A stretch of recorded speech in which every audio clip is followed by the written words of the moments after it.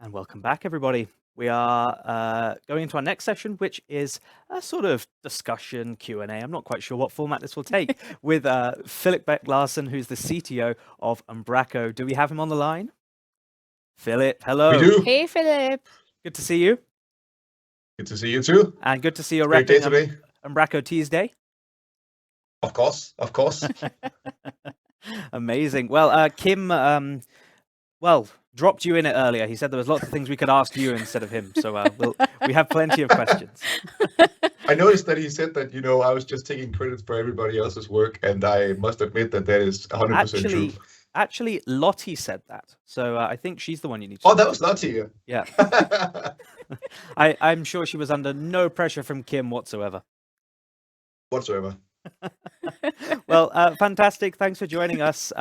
This is going to be a bit of a discussion about what's going on in Umbraco right now as far as the product goes and as far as what's coming up as well in 2024. But maybe you can just give us a quick roundup of how we got to today. What's gone on in 2023 with the Umbraco product? Well, 2023 has been pretty crazy, right? I mean, we started out with the acquisition of Outfield Digital and the launch of Umbraco Commerce, and then we launched Umbraco 12 with all the headless stuff in it. That was, probably one of the most looked after features in Umbraco for a long time. So that was really exciting to get out of the door. And I mean, tomorrow we have a new release, a new major coming, and the new long-term supported version. So there's lots of stuff we can talk about. I mean, so when you asked me to join this session, I always love to be part of the community events, and I said I'm happy to do anything you'd like me to.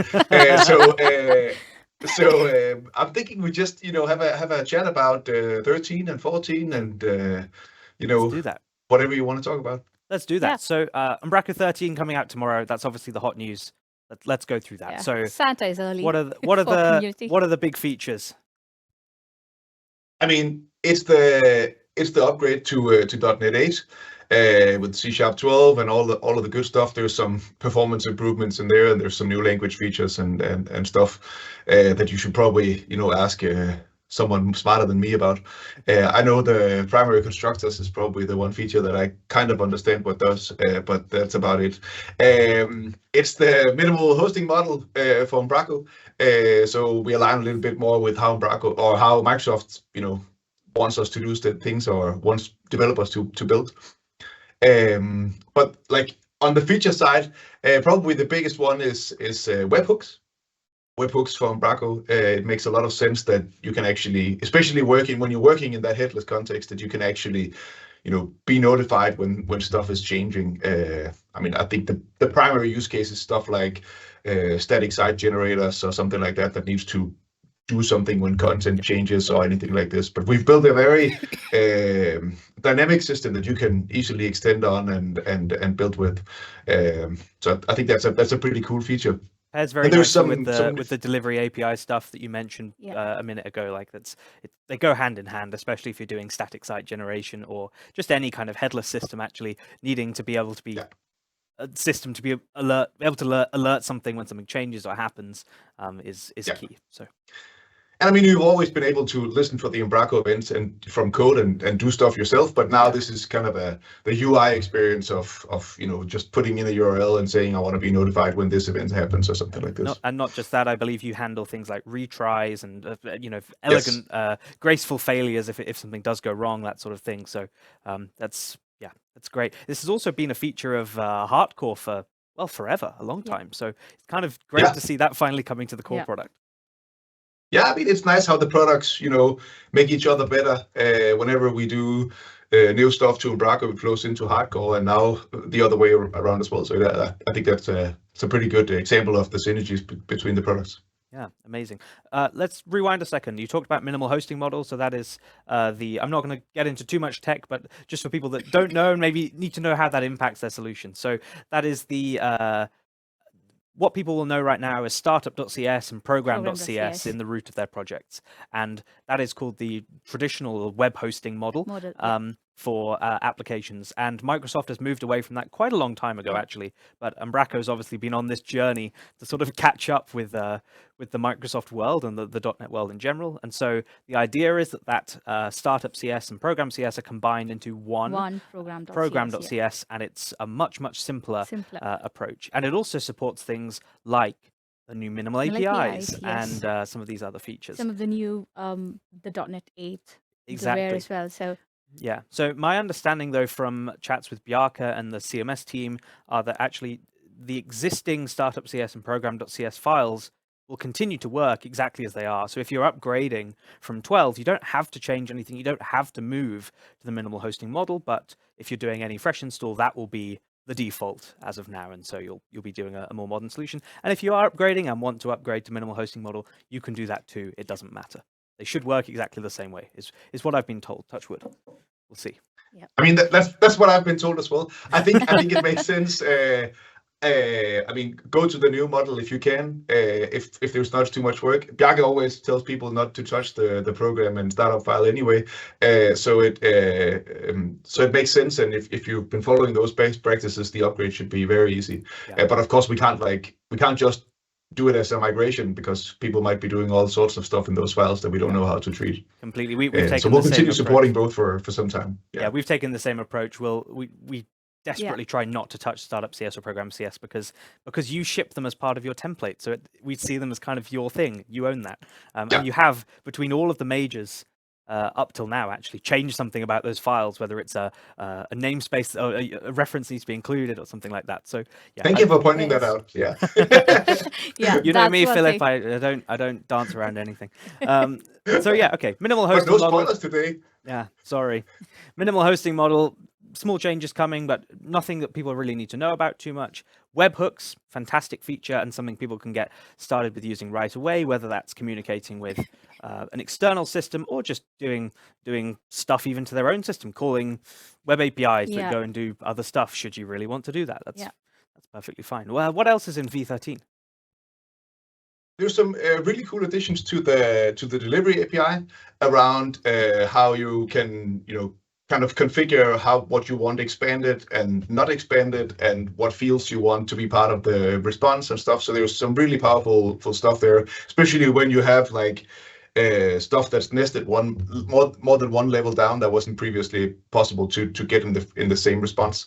So when we talk about expanded, we mean where someone's got a picker, for example, and by default it won't give you the properties from that picked entity, perhaps, or will give you less properties, whereas you can now control much more how many levels deep that information is exposed. So up until now, you were able to say expand, and I don't remember the API, but you could tell it to expand, but it would give you then all the properties one level down of what you want.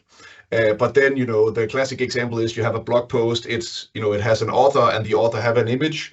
And that means you would have to do 2 requests to get the image of the author along with the blog post. And that kind of, feels a little bit clunky.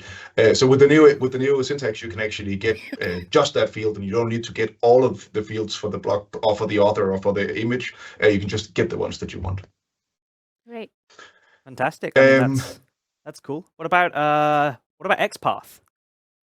I mean, we've deprecated XPath, and I mean, in order to be able to do that, of course, we need a good alternative. And I mean, the primary use case is where you have multi-node tree pickers, and you have to dynamically pick where it starts. So we've come up with a new feature that we call dynamic route, where there's a nice UI where you can build out what's essentially, I think, a JSON representation of the query that you want to build. So it's a pretty powerful feature, and it's built pretty. It's very powerful, and it's pretty cool, and it gives you all the powers and more from what you want from XPath. And I mean, our cache is not really XML anymore, so it doesn't really make sense that we use XPath today. I mean, the XPath system in Umbraco since 8 has been ridiculously inefficient, because again, you don't have an XML cache, and effectively every iteration over that XPath query was doing a whole bunch of stuff on objects in memory to filter down and get to the result you wanted. Ridiculously inefficient. Yeah. That's why for a long And I time, mean, we've been pushing people away from doing like the XPath queries on Umbraco helper and those sorts of things. Those are going, I believe, soon or have gone. I'm not sure. yeah, all the XPath stuff is going. I mean, the overall goal is that you can that we want to be able to not have everything in memory, and for you to still be able to do what you want to. So all of the stuff that requires where back office requires memory, or all the content to be in memory, we need to get alternatives for those. And this was the last one that we didn't have a proper way to do. Yeah, and so officially, what this dynamic route is doing is it's actually a nice UI, I believe, on top of in the property editors now, so you can start building up your query. You don't have to understand the XPath syntax anymore, or even understand the fact that Umbraco doesn't support the full XPath syntax. It's just a weird subset of things to go find bits in Umbraco. Don't have to understand that anymore. The UI basically shows you everything that's possible, and then that results, as I understand, in a direct database call, that a nice efficient query that gets you the content you need without having to worry so much about the cache or anything like that. It's just I think we internally store it as a JSON representation, and then it's turned into a SQL statement or a query when it's actually happening. Yeah, and that's awesome. So yeah, XPath is going away. If anyone's using it still, I really hope not, but if anyone is still using it in the Umbraco helper methods, are those still in 13, just obsoleted, or are they? They're going away in 14. They're going in 14, and the one. I mean, that's the same thing with XPath, right? XPath is there for 13 as well, but the goal is that we need to get them out, so they'll be out from 14. So that's why we're deprecating a full major and advanced. And the other places that XPath is used, I think the other one I can think of, so it's the multi-node tree picker. There's the in the Umbraco helper themselves, and there's also, I think, the error handler, which is something that's caused us great pain recently. There's a massive memory issue if you put the wrong XPath query in there, and it causes awful problems. But again, I assume the alternative for that is people should just roll their own error handling code, or the what's it called, the last chance content finder is the feature. I mean, we try as much as possible to, when we can, depend on what Microsoft gives you, what the language gives you, and when it can't, we want to build you something that's really good. And we don't feel like the XPath stuff is really good, so we want to give you an alternative when there's no, language alternative. Yeah, that's fantastic. That makes sense. I was going to ask about macros. What's going on with those? Yeah, I mean, so there is a lot of deprecations in this release, right? And just to be clear again, like, these are deprecations for features that are going away in 14. So you have all of 13 where the new alternative is there and the old one is still there, so you can get the migration done and get all of your stuff migrated over. But I mean, the last place that so we needed macros to go away for the same reason. Like, it's technologically outdated and it's terrible, and we want to get rid of that. And I mean, people seem to really be liking the block that we use for the block list and for the block grid. So we kind of came up with the idea that you should just be able to put blocks inside of the rich text editor where you would normally put macros, right? I mean, that's essentially the feature, right? Like, it's very much like it from the block list or from the block grid, so you can put in a control, whatever, like the settings panel and all of that stuff, and essentially then you can put anything into the block grid or to the rich text editor, as long as it's a block. Nice. And I mean, it renders out as you would expect, but if you use the delivery API, you actually get the structured data out, so that's kind of nice as well. Amazing, because but even before macros in the delivery API, I can't really remember, they would just spit out the markup, but it's not fantastic, and there's always problems with macros where you can't really use the Umbraco context inside them because they're not really part of the request, and it's horrible. It doesn't make any sense. So this is just way more modern. This, to me, seems like, and I'm going to spoil something here, there's an announcement blog post going out tomorrow, but Vera has asked me if she can quote something I said on Umbra Coffee a few weeks ago, where I think I said, this is one of the most exciting major releases we've had in a while. The reason I'm excited by it is you're getting rid of all the stuff I don't want in there, like and giving modern replacements. It feels like we finally got rid of all that cruft that's been hanging around since realistically when I started working with Umbraco in V4. So it's cool. Can I come back It's to the about point time, of right? dynamic route on that? Yeah. So when I went through the release candidate blog post, I went through minimal host, blah, blah, blah, blah. Dynamic route. What is dynamic route? And I went and read what actually dynamic route is. You are getting rid of XPath in multi-node tree picker. Yeah. Lifesaver. Yeah, complete lifesaver. Complete lifesaver. It's a nicer user experience as well, like I said, as an interface on it now. Before you'd have to kind of guess, try a bunch of combinations, guess, hit saved. Oh, it didn't work. Try something else. You got no visual feedback that your XPath was wrong. Horrible. So yeah. Great things coming. This is the next long-term support version. So Umbraco 10 is still supported till June 14th or 15th, 2025. But Something like that. This gets supported well into 2026 and beyond. Is that correct? 3 years. I mean, that's of course why we want to, get the release as close to the .NET release, because .NET 8 is long-term support and that has 3 years of support. So we want to get it as close to that as possible, so you can have the full 3-year period with both .NET and Umbraco supported. Fantastic. So what happens to Umbraco 10 now then? I mean, it stays, if I remember correctly, it's supported for 1 more year. So you have a full year. If you're going LTS to LTS, there's a good period in between where you can upgrade or do the migration there. When we say supported, that means it's probably not going to get any of the new features that come to 13, but it will still get bug fixes and those essential things. Yeah, so we have two different phases, or 3 different phases. Like, one is the one where it's the active release. That's the one that we're shipping new features to, where we're doing effectively new minors every 6 weeks to build in new feature. Then there's the supported one, which is the one where we, fix bugs, fix anything that's wrong. And then there's the last phase, which is typically the last 12 months for LTSs. Or the last 3 months for the other ones, is the security phase, where we don't no longer fix bugs, but we will make sure that you continue to be safe. Yeah, fantastic. Well, as you brought it up, security. Should we talk about security? Yesterday or the day before, we had a new security vulnerability, medium severity, something to do with users getting permissions or access to things in the back office they shouldn't have, which is understandable. Stuff happens. It's okay. And then a subsequent patch as well, I think, for a small defect that came out with it. But for this patch, you've effectively patched 8, 10, 12, because it's the current, and that patch will be in 13 as well, which is an unprecedented level of coverage that we've not really seen from Umbraco in a very long time. Yeah, it's very nice. I mean, it's one of those... it's one of those bugs where you when we got the report, you think like, oh, this sounds serious, and then you start looking at it and you find out like it's been there for 15 years or whatever. Yeah, so I didn't want to mention 7, but I saw a hint that it might have also been in 7 and has been patched under the XLTS scheme. Is that, you can confirm? Yeah, we have a commercial offering with extended long-term support for 7, and yes, there was a patch for that as well.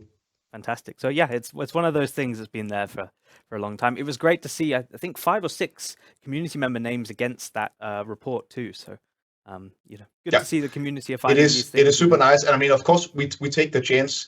When we have super small niche issues that might not require us to actually do a release, then we'll put them in the next one. So there's more than just this one fix in this release. Amazing. Cool. Yeah, again, one more thing I like to highlight with this is the release cadence, which becomes more and more predictable, except for scenarios like the security patches.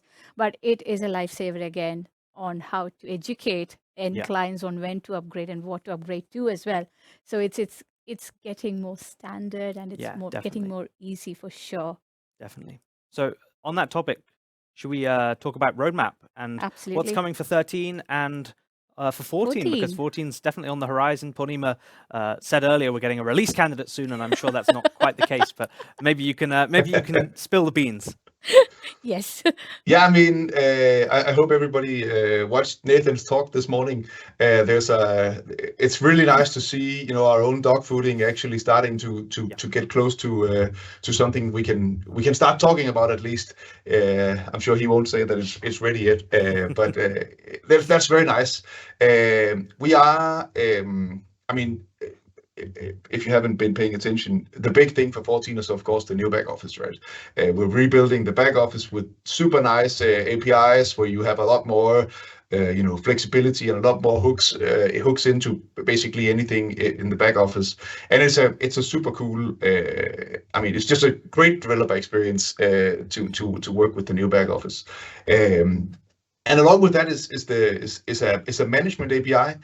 So basically, because the new back office is just a client, it means that you can build your own client, or anything that you can do from the back office, you can now actually do through an official versioned management API from 14. So I also think that's a pretty cool thing, and something that we don't maybe talk about enough. I think that's really, really powerful. Does this mean you'll be able to have stable APIs for that as well? Does this mean some hipster somewhere can go and rebuild the back office in Rust or something if they really wanted to? Absolutely. All right. That would be fun. It would be.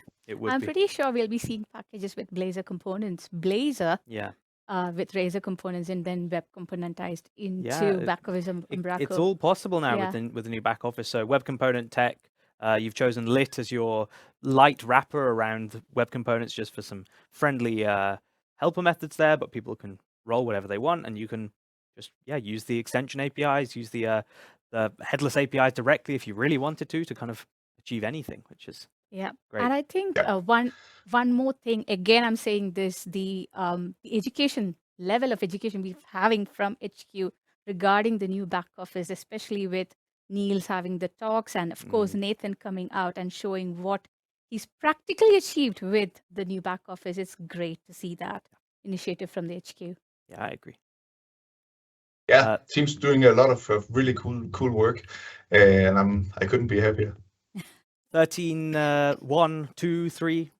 What's on the roadmap there?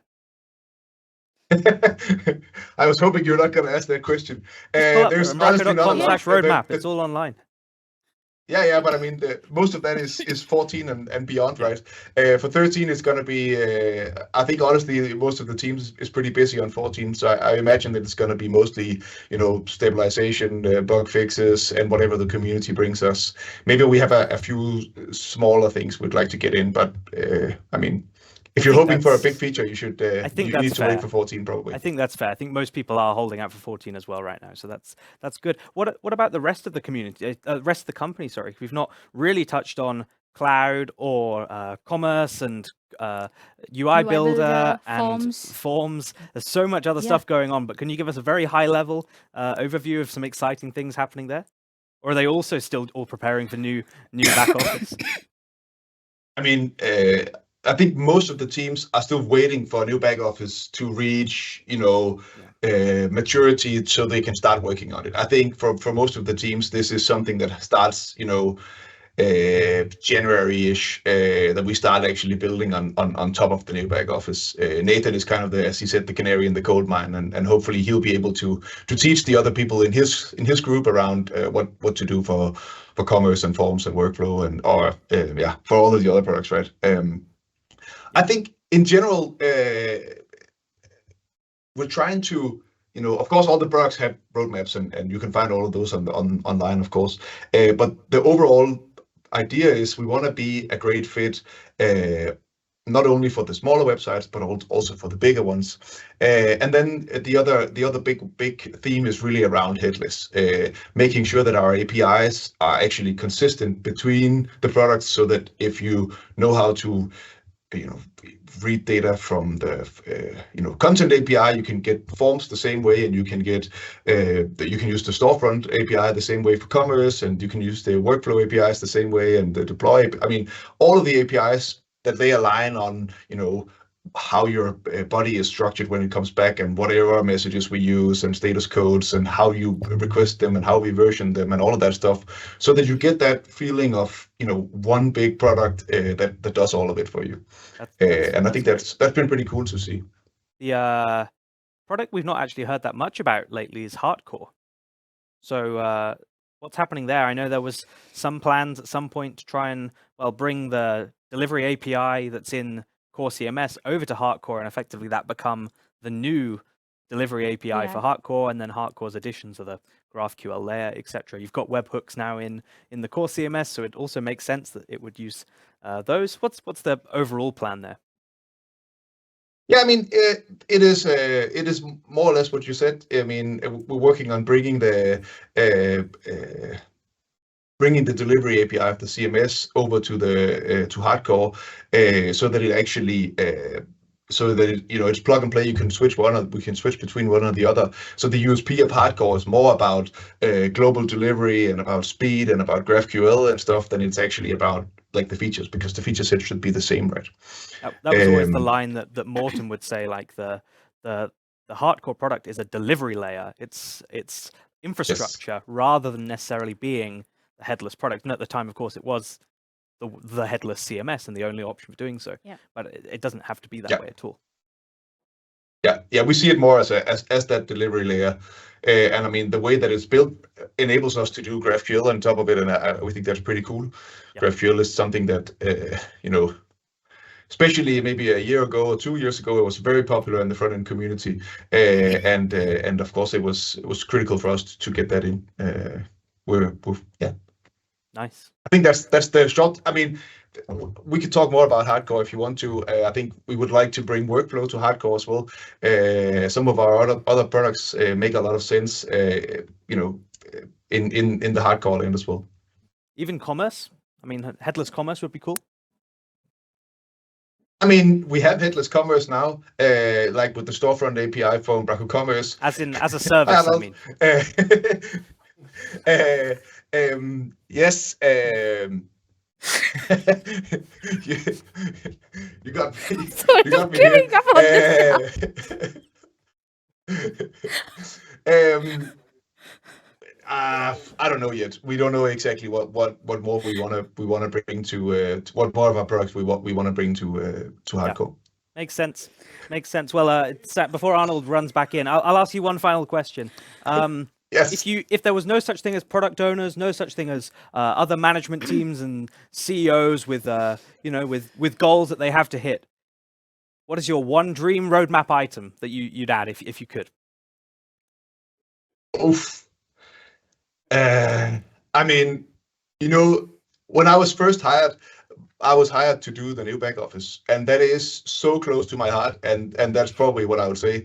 If I was gonna put all my own effort into something, that would be it. I've been telling Jakob in the last few weeks that I would like to join the team for a few weeks or something. That would be a lot of fun. I mean, that is just. I think it's critical for the future of the product, and it's very close to my heart because I when I was a developer, I used to write a lot of TypeScript and do stuff on the client side, and that's just I think this will really broaden the reach of Umbraco to not just the .NET developers, but for more like any kind of web developer. Yeah, I agree. I completely agree. It's an exciting time for the product. It's definitely the best it's ever been, the most stable it's ever been. Yeah. As of today, the most secure it's ever been. Yes. It's a great time. The for the roadmap product. looks great. Yeah. And I think the last time I attended a keynote from HQ was at Duke Fest. I had to miss out on Umbraco UK Fest. But what HQ seems to be coming up with for features across the products is looking really, really promising. Oh yeah, I completely agree. That's good to hear. I completely agree. Well, thank you so much, Filip. It's been lovely to have you with us, and lovely to see you've been involved in the chat all day as well too. So that's great. I've had a great day. I hope everyone all the has. energy and Thank you for having me. enthusiasm that you're bringing. Cheers, Filip. See ya. Absolutely. All righty. See you. We need to wrap the session up just quickly before Arnold wants to get under the desk again. So we will see you in a couple of minutes. We're going to be back with Corne, who's going to be showing us the Umbraco U-Marketing Suite. There we go. Features coming for headless. We'll be back in a couple of minutes. We'll go to a short break.